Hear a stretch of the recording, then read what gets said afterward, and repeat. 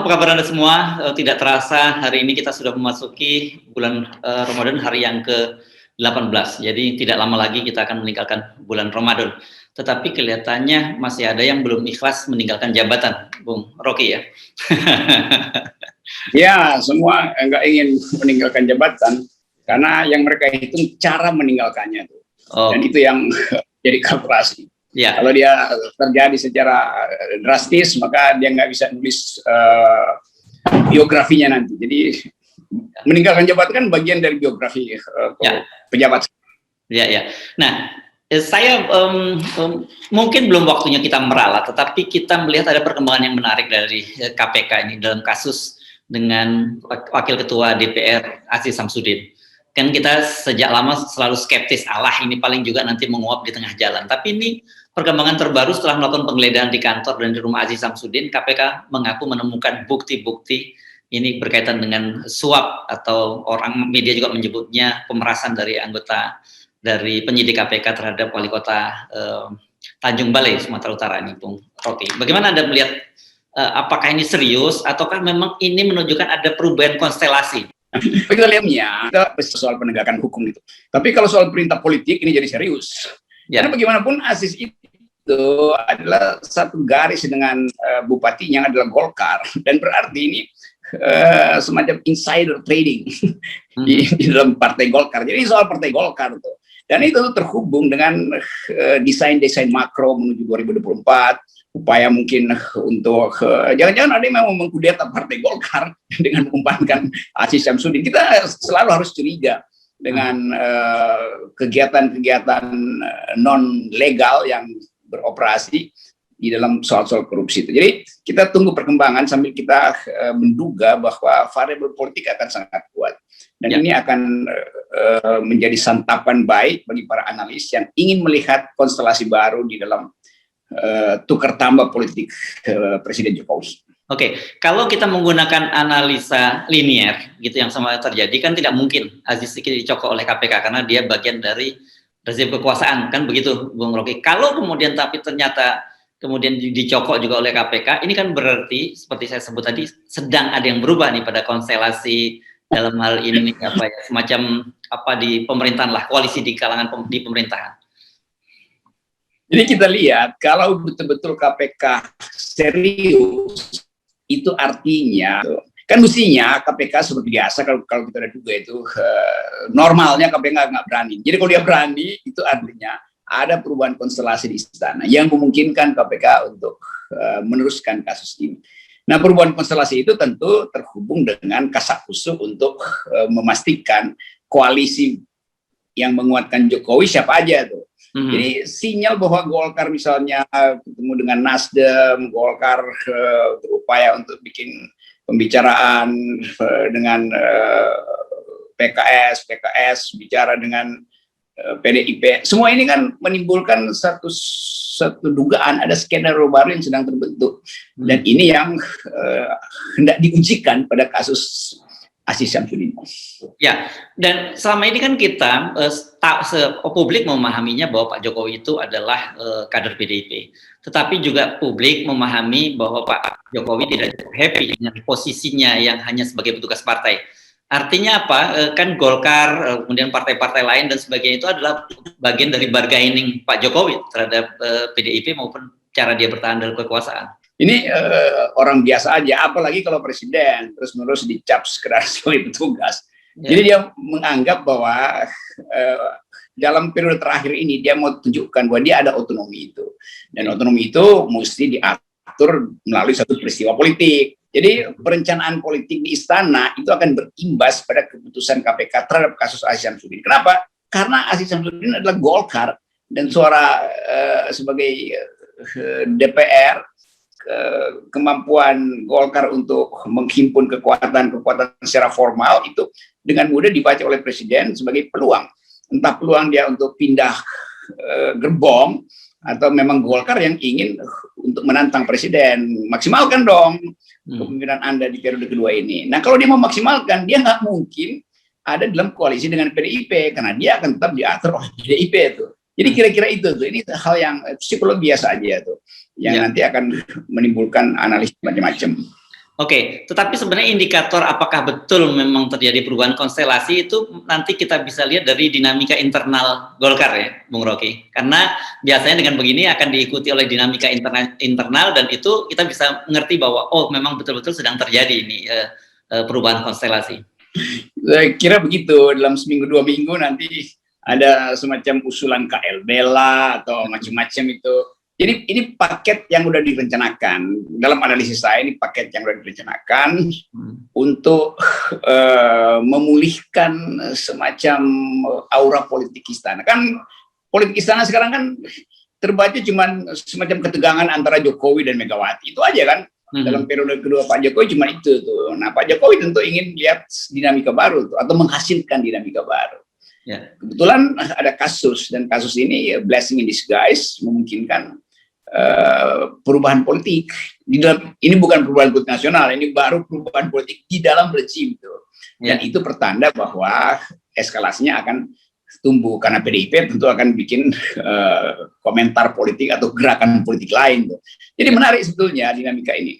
Selama kita masih percaya bahwa kekuasaan itu tidak mungkin utuh, kan kita selalu percaya kekuasaan tidak utuh. Ada yang percaya kekuasaan itu utuh, enggak. Kita selalu percaya kekuasaan itu potensi untuk retak.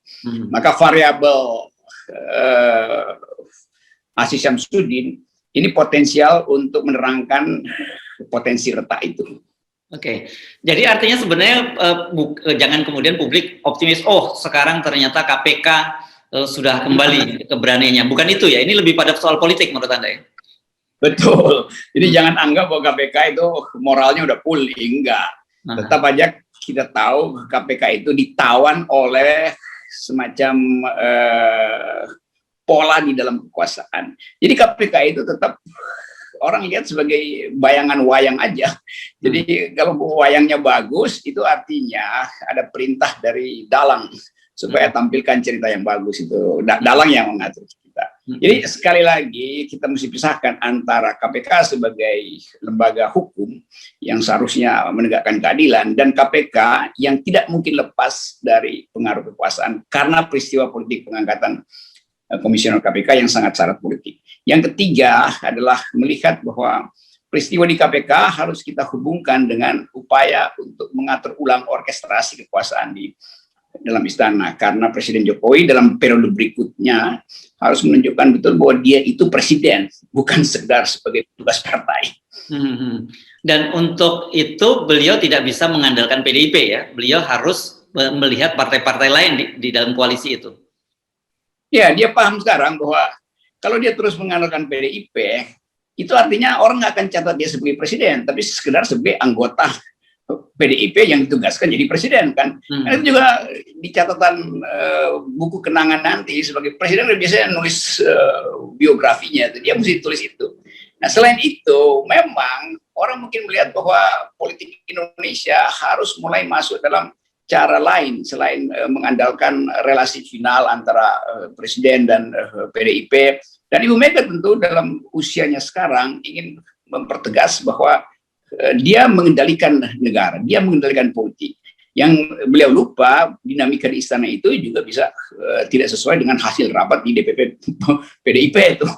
Oke. Nah, jadi artinya apa yang terjadi pada Aziz Syamsuddin ini harus kita lihat dengan dinamika yang terjadi juga di PKB. Kan beberapa waktu yang lalu kita mendengar ada wacana KLB di PKB dan sebagainya. Itu saya kira jadi apa kalau kita membaca makro politiknya seperti itu ya? Ya, itu paket hemat lah. Jadi Jokowi mungkin menganggap udahlah saya bikin blok baru. Dan blok baru itu setelah dihitung-hitung lebih menguntungkan ketimbang pakai blok lama dengan PDIP. Nah, saya nggak mengadu domba, tapi saya tahu bahwa semua domba juga ingin cari gembala yang baru. Oke, artinya apa kalau dengan logika, dengan analisis yang seperti Anda sampaikan, sangat mungkin terjadi misalnya dalam waktu dekat ini terjadi pergantian pucuk pimpinan di partai-partai koalisi pemerintahan? Mungkin akan ada satu minggu di mana di sekitar sebetulnya minggu KLB. Mungkin KLB Nasdem atau jadi tetap kita lihat keadaan per hari ini permainan politik itu menjadi saling mengincar dan itu yang akan membuka mata publik bahwa kekuasaan sedang kelabakan. Karena tentu Pak Jokowi tetap berhitung bahwa ya Golkar mungkin lebih lukratif, lebih memudahkan untuk menjamin kekuasaannya tuh. Tapi nanti juga dia bisa hitung-hitung, jangan sampai melepaskan burung di tangan untuk dapat apa namanya tuh, burung di udara tuh yang belum pasti tuh. Jadi tetap kita lihat dalam 1-2 minggu ini apa yang akan terjadi di KPK itu adalah repertoar dari apa yang sedang berlangsung di istana. Ya. Itu paralel sebetulnya. Ya, ini juga paralel dengan yang pernyataan dari Menteri Bappenas ya, Kepala Bappenas Suharto Manoarfa ya. Kan yang kemarin kita juga sempat singgung, baru saja dibentuk kementerian baru investasi, tiba-tiba dia sudah meminta kepada Bu Sri Mulyani untuk menyelidiki siapa orang Indonesia yang berinvestasi di Cina. Ini kan sebenarnya mau nunjukin ngapain sibuk-sibuk investasi sementara orang kita sendiri malah kabur dari Indonesia, kan begitu kita bacanya, Bung Rocky. Saya bacanya soal Manoarfa, dia ikuti jejak Pak Wakil Presiden Ma'ruf Amin, itu menegur Pak Jokowi. Sebetulnya Kepala Bappenas Pak Suharto Manoarfa menegur Pak Jokowi sebetulnya kan melalui Sri Mulyani. Kan itu teguran yang tersamar. Presiden, Anda bikin investasi, kok Anda nggak tahu? Masa Anda nggak tahu ada investor besar Indonesia yang kabur ke Cina tuh? Tentu Pak Soeharto nggak mungkin bilang itu ke Pak Presiden. Jadi muterlah, Bu Sri Mulyani, tolong cari dong. Tapi tentu Presiden tahu kan, itu sindiran bagi Presiden. Ya. Nah, bagaimana kita membingkai peristiwa dalam sepekan ini supaya publik mudah memahami apa sebenarnya sesungguhnya yang sedang terjadi, Bung Rocky? Dalam satu kalimat, beberapa menteri udah mulai membalelo. Kan itu sinyal kan mestinya disiplin dong. Kalau Presiden bilang investasi, menterinya udah jadi, semua diam dulu tuh. Jangan berupaya untuk membatalkan keputusan Presiden. Kan sebetulnya sama tuh. Jadi saya kira ada blok baru, yaitu blok yang dipimpin oleh Ma'ruf Amin, yaitu membalelo pada pikiran-pikiran utama istana tuh.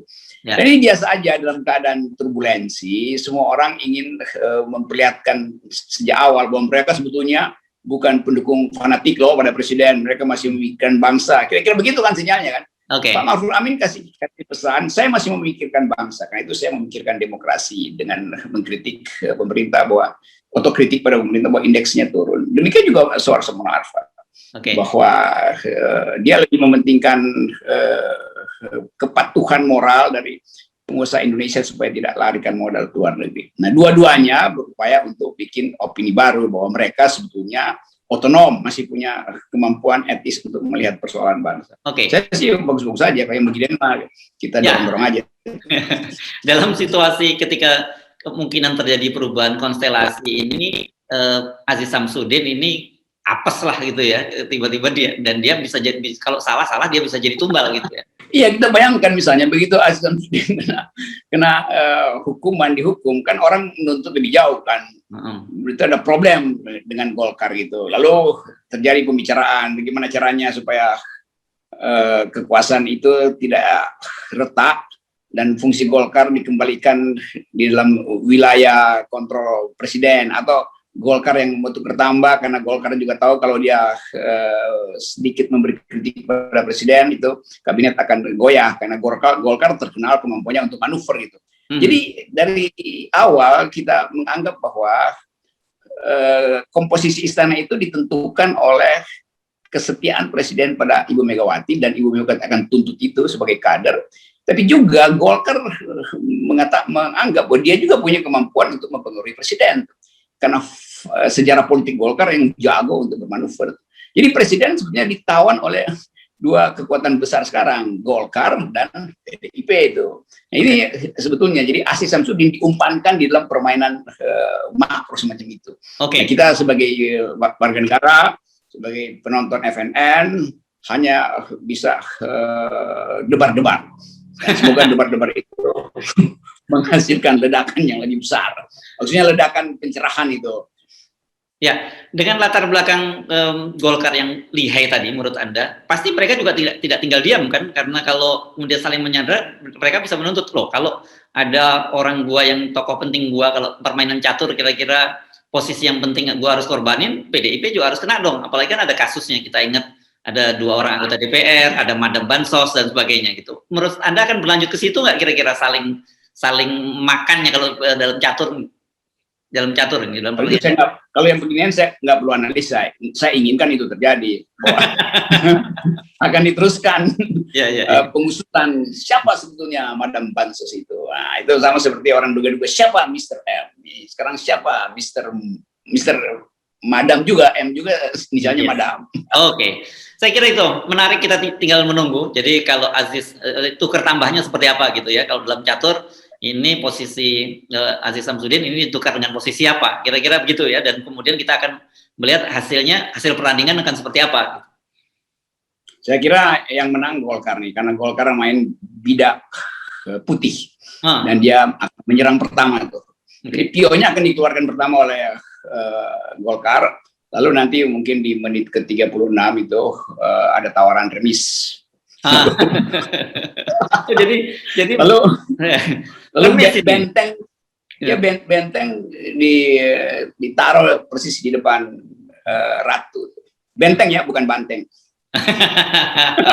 Oke, jadi kasus Aziz Samsudin ini kita berharap ini hanya gerakan membuka saja ya. Kalau dalam catur ini langkah awal saja, kemungkinan pertandingan akan semakin seru karena pasti ketika putih sekarang posisi, kalau Anda bilang bidak putih kan harusnya dia ngambil inisiatif serangan, tapi sekarang dalam posisi mereka diserangkan, jadi artinya nanti mereka kapan kembali menyerang balik gitu. Ya, Golkar tahulah cara pembukaan Sisilia tuh. Rating Golkar tuh udah 4.000, jadi dia udah grandmaster dalam soal tukar tambah begini nih. Oke, baik, kita tunggu saja, mari kita nikmati permainannya Bung Rocky. Baik, makasih. Siap.